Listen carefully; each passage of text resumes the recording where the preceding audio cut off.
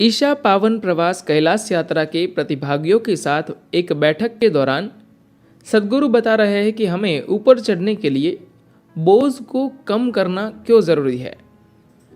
प्रश्न।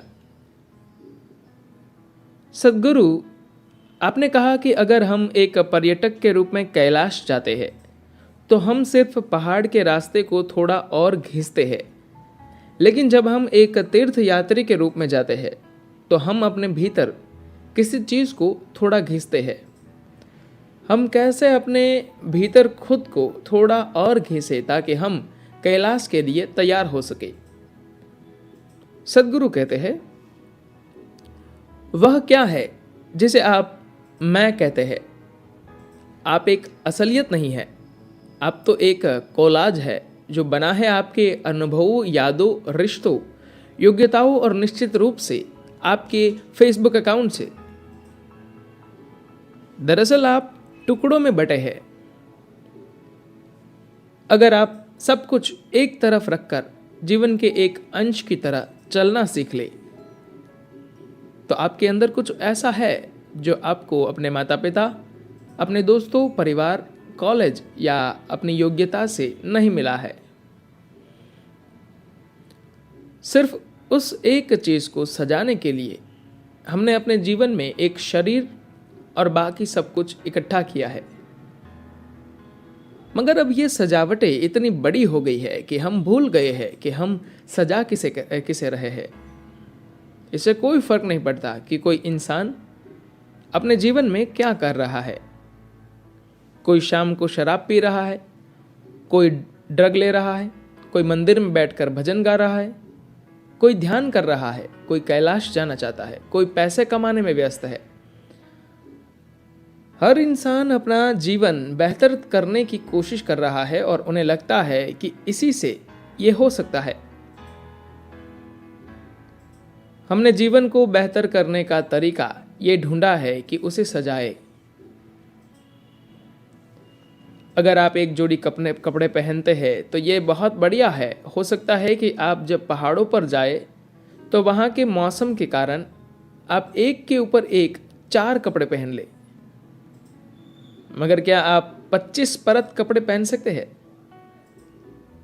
सिर्फ इसलिए कि आपके पास इतने हैं? और आप 12 जोड़ी जूते कैसे पहन सकते हैं? यह सजावट उस चीज से बड़ी हो जाती है जिसे हम सजा रहे हैं, क्योंकि कहीं ना कहीं हमें लगता है कि चीजें जोड़ते हुए हम अधिक हो जाएंगे।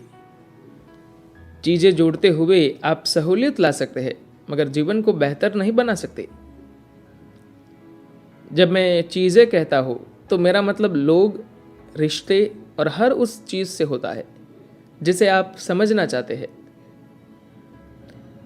आपने अपने जीवन में ये सभी चीजें इसीलिए जोड़ी क्योंकि आपको लगा कि वे आपका विस्तार करेंगी। ये आपके मन में एक भ्रम पैदा करता है कि सब कुछ परफेक्ट है, लेकिन अगर उसका एक हिस्सा नष्ट हो जाता है तो अचानक आपको लगने लगता है कि अब कुछ भी नहीं रहा। अगर दुनिया में एक इंसान मर जाता है जो आपका काफी करीबी था तो अचानक सब कुछ टूट सा जाता है। हालांकि दुनिया में बस इतना हुआ कि 7.25 अरब लोगों में एक कम हो गया। यह सुनने में बहुत निर्मम और भावना शून्य लग सकता है, मगर मुद्दा यह नहीं है। मैं भावनाओं से खाली नहीं हूं। लोगों के साथ मेरे बहुत बढ़िया रिश्ते हैं, मगर ऐसा क्यों होता है कि सिर्फ इस एक व्यक्ति के मरने पर सब कुछ बिखर जाता है और दूसरे व्यक्ति के मरने पर कोई फर्क नहीं पड़ता। बचपन से ही पूर्वाग्रह का यह जहर अलग अलग तरीकों से हमारे अंदर भरा जाता है। आपसे कहा जाता है हम 3 लोग एक है, दूसरे लोग हमसे अलग है। इसे परिवार कहा जाता है जो पहला अपराध है। फिर उसकी कई परतें बनती है, समाज, धर्म, नस्ल, राष्ट्रीयता। अब हम हैरान होते हैं कि लोग लड़ते क्यों है और दुनिया में इतनी हिंसा क्यों है। यह हमने ही बनाया है। हवेली सुंदर हो या बदसूरत, वह कोई मायने नहीं रखता। समस्या ये है कि आप एक टन ईंट ढो रहे हैं। जब वह आपके सिर पर होता है तो बोझ ही है। मान लीजिए मैं आपको 1 टन सोना दे दूं, तो आप क्या इसे सिर पर ढोलेंगे? इससे कोई फर्क नहीं पड़ता कि आप 1 टन पत्थर ढोते हैं या सोना। जब आप उसके नीचे होते हैं तो दोनों एक ही चीज है, वह आपको कुचलकर मार देगा। जिसे आप ढो रहे हैं वह चाहे सुंदर हो या बदसूरत, अगर वह आपके सिर पर हो तो आपकी मानवता को कुचल देगा। खुद को घिसने का मतलब है सिर्फ उन झूठ के पहाड़ों को घिसना जिन्हें आपने खुद बनाया है। आपने जो शख्सियत बनाई है वह बस उन चीजों का एक कोलाज है जिन्हें आपने बाहर से इकट्ठा किया है, जो आप कभी नहीं थे और न कभी होंगी। अभी आपको लगता है कि वे चीजें आप है। इसी कारण अगर उसका एक टुकड़ा ले लिया जाए तो आप गहरा दुख, अवसाद और कई दूसरी चीजों का अनुभव करते हैं, जो इंसानों को पूरी तरह नष्ट कर सकता है। मगर यह ऐसी चीज है जिसे आपने अपने मन में बनाया है, फिर भी आप उस पर इस हद तक विश्वास करते हैं कि वह आपको पूरी तरह नष्ट कर सकता है। जब हम शिव को विषकंठ कहते हैं तो इसका मतलब है कि उनके पास हर तरह के विष के लिए एक छलनी है। विष हमेशा आपके भोजन या पेय के जरिए आपके अंदर नहीं जाता। एक विचार, एक सोच, एक पहचान, एक भावना आपके पूरे जीवन को जहर से भर सकती है। किन चीजों ने आपको जहर से भरा है? आप किसी चीज को जहर सिर्फ इसलिए कहते हैं क्योंकि वह जीवन को नष्ट करता है। आपके विचार, भावनाएं, पहचान, इन चीजों ने आपके अंदर कितने तरीकों से जीवन को नष्ट किया है। आप किसी न किसी रूप में मनोवैज्ञानिक तौर पर अधूरा महसूस करते हैं और आपको लगता है कि इन चीज़ों को साथ जोड़ने से आप मजबूत हो जाएंगे। ऐसा कुछ नहीं होगा। कभी वे आपको पूर्णता की झूठी भावना से भर देंगे, मगर निश्चित रूप से कभी ना कभी या तो वो आपका भ्रम तोड़ देंगे या ये काम मौत कर देगी। किसी ना किसी रूप में ऐसा होगा ही। क्या इसका मतलब है कि इंसानी भावनाओं और विचारों का कोई मोल नहीं है? मैं चाहता हूं कि आप जितना हो सके उतनी गंभीरता से इस पर ध्यान दें। आपके अंदर अभी सबसे महत्वपूर्ण क्या है? आपकी भावना या विचार या वह जीवन जो आप है? जीवन है ना?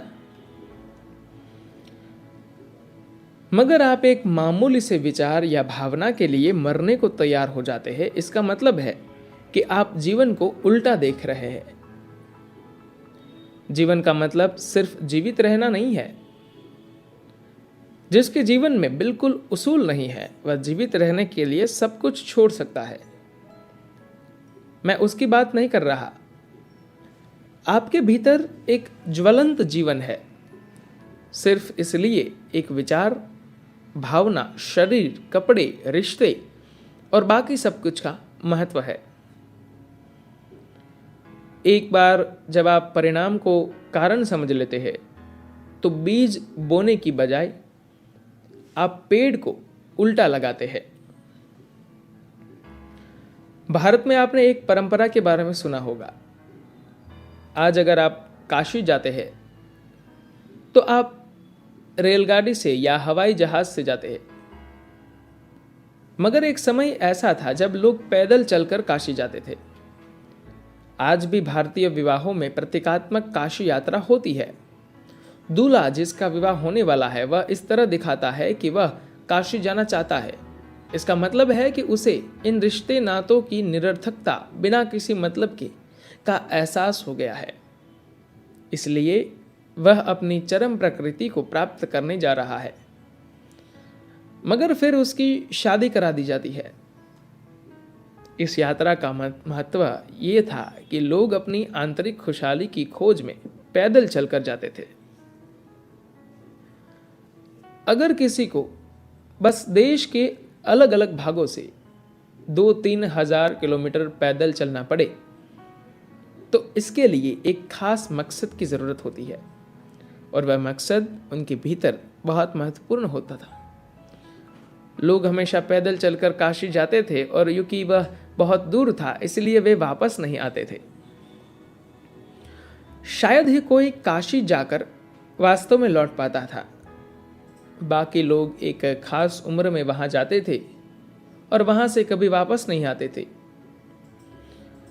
इसलिए आज भी यह परंपरा चल रही है कि लोग काशी में मरना चाहते हैं।